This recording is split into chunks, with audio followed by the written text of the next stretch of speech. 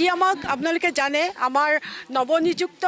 অসম প্ৰদেশ কংগ্ৰেছ কমিটিৰ সভাপতি গৌৰৱ গগৈ ডাঙৰীয়াই গোটেই অসমতে ৩৫খন জিলাতে আমাক অবজাৰ্ভাৰ নিয়োগ কৰিছে আৰু মোক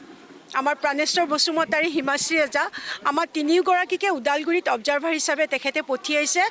আমাৰ কামৰ খতিয়ান ল'বলৈ আমি ইয়ালৈ আহিছোঁ আৰু ডেফিনেটলি আমি আজি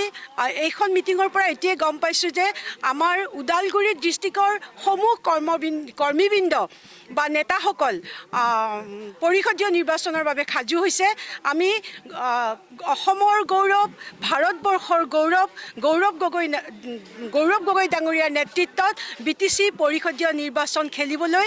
আমাৰ BTC পৰিষদীয় ৰাইজ সাজু আৰু আমি ভাবিছোঁ ডেফিনেটলি BTCত আমি পাৰ্টিচিপেট কৰিম ডেফিনেটলি ওদালগুৰিত চাওক ওদালগুৰিত 10খন আছে 10খন পৰিষদীয় আসনৰ ভিতৰত আমি 7খন পাম বুলি আশাবাদী হয় কংগ্ৰেছ চাওক গৌৰৱ গগৈৰ নেতৃত্বত অসমত কিন্তু এবাৰ যুঁজ এখন হ'ব আৰু ইয়াৰ প্ৰথম পদক্ষেপ হিচাপে BTC পৰিষদীয় নিৰ্বাচনত ডেফিনেটলি কংগ্ৰেছৰ এবাৰ যুঁজ এখন হ'ব নাই ৰাইজৰ ওচৰলৈ গৈছে আপোনালোকে হয়তো গম নাপায় আমি ঢাক ঢোল বজোৱা নাই আমি ঢাক ঢোল বজাবলৈ আৰম্ভ কৰিছোঁ আজি জাষ্ট ষ্টাৰ্টিং গৌৰৱ গগৈ ডাঙৰীয়াৰ নেতৃত্বত অসমত এনেকুৱাকৈ ঢাক ঢোল বাজিব এবাৰ তেখেতে যিটো বগা পাঞ্জাবী পিন্ধি সেই আসনখনত বহিছিলে অসম প্ৰদেশ কংগ্ৰেছ কমিটিৰ সভাপতি হিচাপে সেইটো এটা খুব ধুনীয়া বগা পাঞ্জাবী আছিলে আৰু সেই বগা পাঞ্জাবীত আমি কেতিয়াও কলা দাগ পৰিবলৈ নিদিওঁ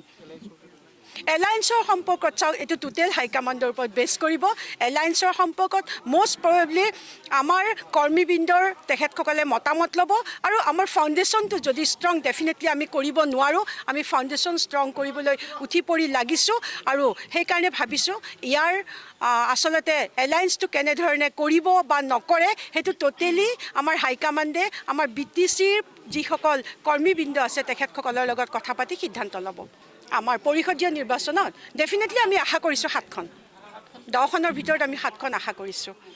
BTCৰ ভিতৰত চাওক এইটো টোটেলি হাইকমাণ্ডে ডিচিশ্যন ল'ব কিন্তু আমি আশা কৰিছোঁ আমি মেজৰিটি পাম সেইটো আমি এতিয়াই নকওঁ আমি এইটো এতিয়া এক্সপ'জ কৰি দিলে আমাৰ বিৰোধী দল ষ্ট্ৰং হৈ যাব আমি চাইলেণ্টলি কাম আৰম্ভ কৰিছোঁ আৰু আপোনালোকক অতি সোনকালে আপোনালোকে আমাৰ গোটেই খবৰ পাব গম পাই যাব হয় আপোনালোকৰ নিউজৰ জৰিয়তে আমি ক'ব বিচাৰিছোঁ আপোনালোকে দেখি পাইছে যেতিয়াৰ পৰা আমাৰ যুৱ নেতা ভাৰতবৰ্ষৰ গৌৰৱ তথা অসমৰ গৌৰৱ সন্মানীয় গৌৰৱ গগৈ যেতিয়া সভাপতি আসনখনত বহিলে তেতিয়াৰ পৰা অসমৰ বিভিন্ন জিলাই যুৱচামে জইনিঙৰ জোৰ চলিছে এতিয়া চ' সেই ছেইম আমাৰ ওদালগুৰি জিলাতো ইয়াতে নিউ জইনিঙৰ এটা জোৰ চলিছে আৰু প্ৰত্যেক দিনাই মিটিঙে আমি গাঁৱে পদূলিয়ে য'তে মিটিং কৰি আছোঁ সকলো ঠাইতে জইনিং প্ৰগ্ৰাম লৈ আছোঁ শতাধিক মানুহ জইনিং কৰি আছে কংগ্ৰেছৰ যিটো কংগ্ৰেছ দলক আকৰ্ষিত হয় গৌৰৱ গগৈৰ নেতৃত্বক আকৰ্ষিত হয় সকলোৱে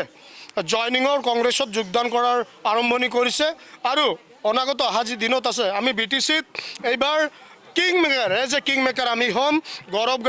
গগৈৰ নেতৃত্বত এইবাৰ BTC আমি দখল কৰিবলৈ যাই আছোঁ আৰু বিগত দিনতকৈ এইবাৰ BTCখনত আমি অধিক আসন লাভ কৰিব পাৰিম